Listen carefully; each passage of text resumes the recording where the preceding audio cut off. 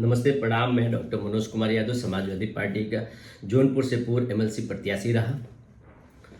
हम जैसा कि मैं महाराष्ट्र की धरती को यहीं से प्रणाम करता हूं और प्रणाम करके यह अपील करना चाहता हूं कि इंडिया गठबंधन के जितने भी साथी हों चुनाव में लड़ रहे हैं, वो कांग्रेस के हैं, समाजवादी पार्टी के हैं और शरद पवार जी के हैं, उद्धव ठाकरे जी के हैं। ये तमाम पार्टी जो महागठबंधन के साथी हैं, सभी लोग महाअघाड़ी को मिलकर सब लोगों को जिताने का काम करें।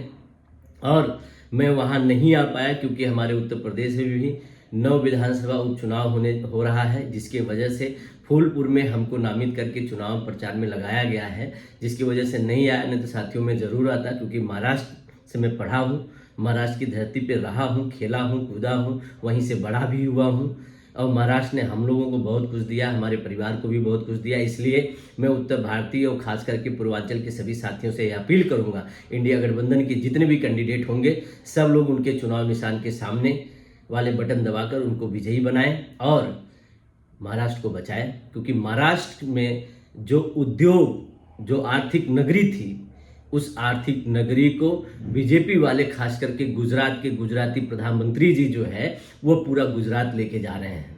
इनको माफ़ मत करिए, क्योंकि वहाँ के लोग जब उद्योग सारे चले जाएंगे तो हमारे वहाँ के युवा जो रोज़गार के लिए भटक रहे हैं आज भी, तो उनका अगर रोज़गार छीन के लेके जा रहे हैं तो वो कहाँ जाएंगे।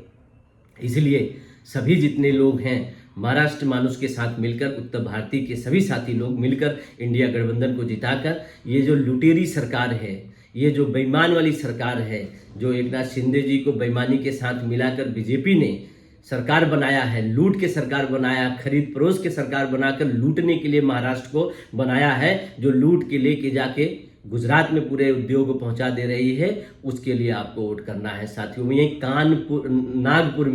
नागपुर में एक उद्योग आ रहा था आपका पोस्टपोन का और उस उद्योग को ले जाके गुजरात लगा दिया गया। सोचिए कि वहाँ के युवा जो रोजगार के लिए परेशान हैं, जिनका रोजगार जो है छीना जा रहा है, फिर भी आप लोग क्या ऐसे पार्टी के साथ रहना चाहते हैं जो आपके बच्चों की भविष्य छीन रहे हैं?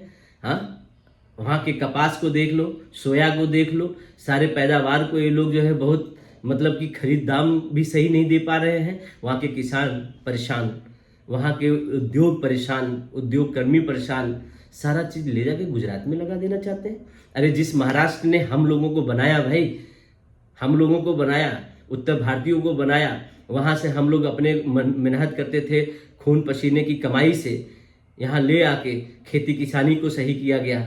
यहाँ के अपने बच्चों को पढ़ा लिखा के, चाहे इलाहाबाद यूनिवर्सिटी में पढ़ाना हो, बनारस पढ़ाना हो, कानपुर पढ़ाना हो, लखनऊ पढ़ाना हो, यहीं पढ़ा लिखा के अपने बच्चों को भी आगे किया गया, महाराष्ट्र से कमा के लेके आके, और यहीं पे अपने बेटियों की शादी ब्याह भी किया गया वहीं की कमाई से। तो आज हम लोगों को महाराष्ट्र को बनाना है।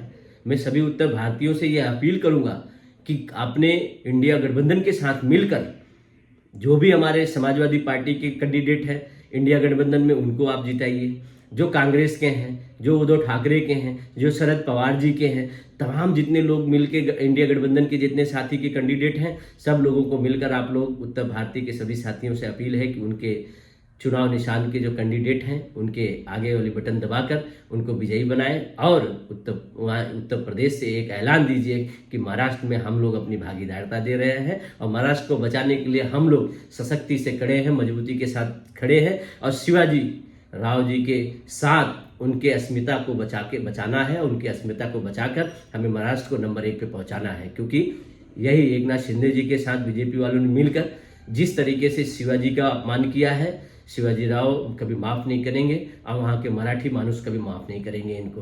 क्योंकि एकनाथ शिंदे जी ने जिस तरीके से महाराष्ट्र के लोगों ने उनको विश्वास करके जो शिवसेना के साथ उन्होंने छल किया है, आज बताइए कि कैसे ये बीजेपी के लोग हैं कि कहते ना, संजय सिंह जी ने कहा आम आदमी पार्टी के कि हमने बाइक चोर सुना था, चैन चोर सुना था, दुकान के लुटेरे वाले चोर सुना था, यहाँ तक कि जो है छिनैती करने वाले जो चोर थे वो भी सुना था। मैंने पहली बार जाना जो पार्टी चोर है, ये लोग पार्टी चोरी करते हैं, विधायक चोरी करते हैं, तो ऐसे पार्टी के ऊपर विश्वास करेंगे?